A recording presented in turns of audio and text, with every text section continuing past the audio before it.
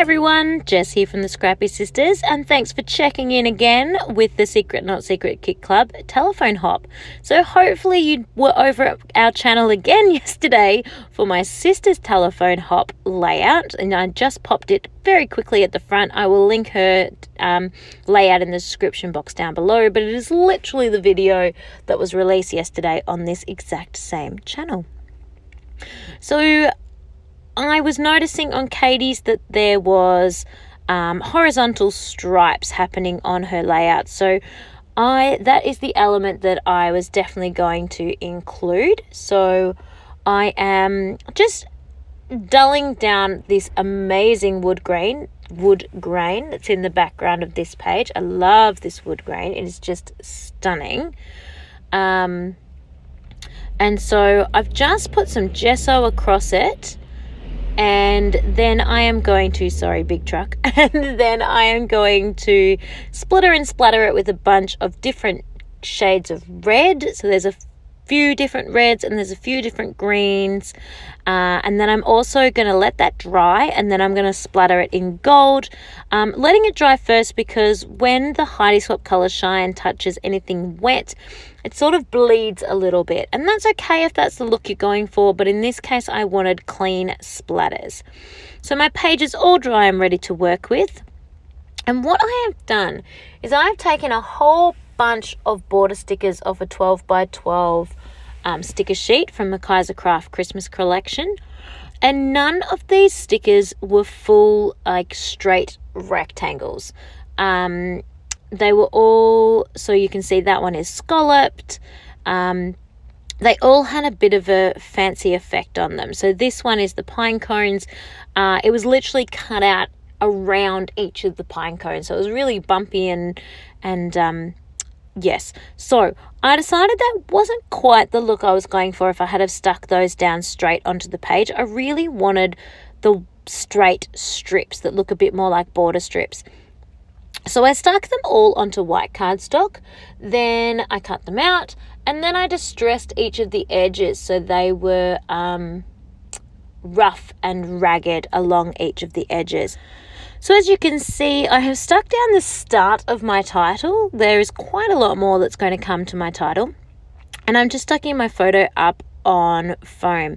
So Katie's layout was quite a bit different because she didn't have a title, because she used a milestone card, and that was kind of its title, but you could also take that as being a 2-photo layout, so a little bit more different from hers. So here is a little bit more of my title, Christmas Morning, and I have got a white pen that I'm just sort of adding a few highlights to each of the left hand edges of the letters, kind of like adding a shadow, but a little bit different. I hope you can see what I'm doing. If you can't quite see it in your video, there is a close-up image at the end.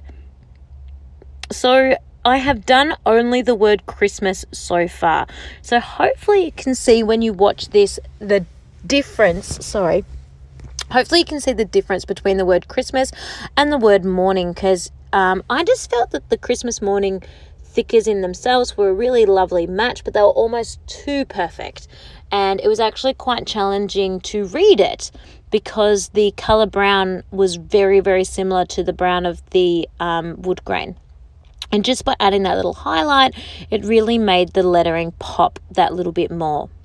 So now I'm working on my clusters, and I really wanted to use that wreath sticker, but I didn't want the sentiment on it because I have another wreath sticker pretty much identical that I'm going to put as another cluster. I used this entire collection for my 12 by 12 layouts in my 2019 album. This is the last photo from my 2019 album that I need to create. And I am really digging the bottom of the barrel in terms of what I've got left to use. I've got enough pieces of paper. I've probably got maybe 2 full 12 by 12s left, so I've got more than enough pieces of paper, but in terms of ephemera, I am done. So I have put on every single piece of cardboard ephemera from the pack. I'm using some from a different collection. That candle in a jar is from a completely different collection. And I am trying to use the sticker sheet as well. Now there is a little bit left on the sticker sheet, but I'll show you that in just a moment. So I'm very, very happy with how much of this collection I have managed to use. So I'm just going to finish highlighting the word morning now. It does take a little bit of time because it's kind of a leather thicker, and the pen doesn't go on super smoothly. So I do need to sort of go back and forth with my pen just a little bit. And then I'm using some of these teensy tiny word thickers as well. I think these are my ultimate favorite stickers, just this size in any of the colors, to add the second part of my title. And then time to keep working on my clusters. So I was really happy with the bottom cluster with all the presents. I thought that was super cute. I knew I wanted a word sticker or word phrase up with my top cluster, but I wasn't 100% sure what. Also, side note, you can see the 12 by 12 sticker sheet there on the right hand side. And what you should be able to see is words, phrases. There's lots of those that I can use. And then the top part of like quite a large floral piece. And yeah, that's all I've got left. So I did pull out a few other collections, but nothing else really went. The ephemera I had was a little bit too sort of cutesy compared to what this collection is. And then the other one, the Fa La La sticker sheet, was a little bit too sort of pink to introduce a whole new color. I didn't really want to go there right now. So I'm going to have to come up with a different plan, basically. So I pull out my paper scraps and have a look what's on those to see if maybe I can do some fussy cutting. And it turns out that is going to be the way to go. So I quickly fussy cut a few bits and pieces off an old piece of paper, and I think already that is looking better. Just being able to bulk up that cluster and use a little bit more of the same kind of sprigs and the same kind of look and feel as the rest of the paper. So just popping those around and having a look where they're going to go.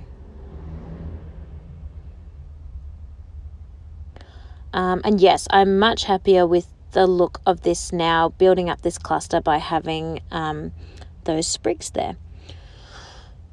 So I asked you before, I think, how you're going with your Christmas layouts. Are you participating in Christmas in July to help you catch up to date? Did you finish yours back in sort of December, January, and you're just scrapping as normal? Let me know what you are up to. I have finished my 2019 now. This was the last layout I needed to do.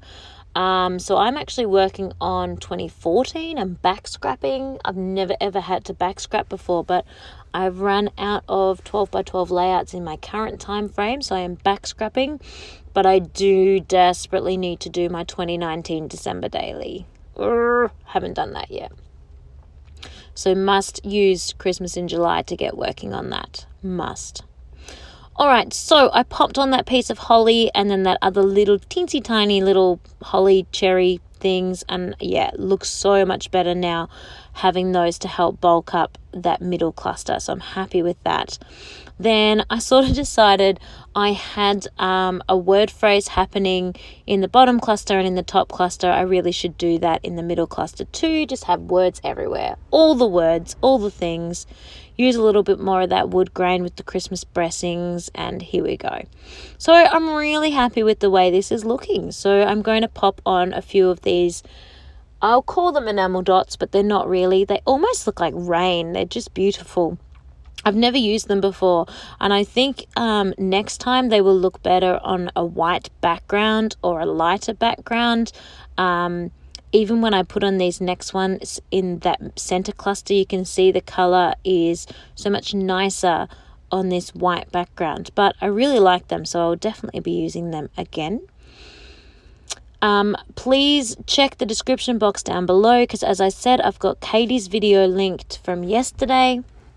And I will have Jessica's video linked for tomorrow, that I'd love you to hop on over and see how she has interpreted my version of this layout. If you are new to the telephone hop concept, our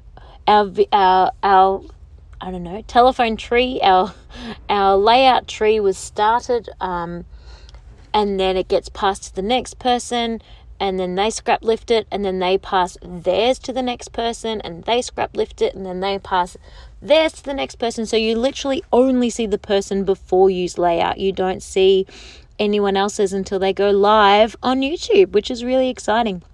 And you get to see the evolution of how the scrap lifting has changed. So thank you so much for watching, and I will see you next time.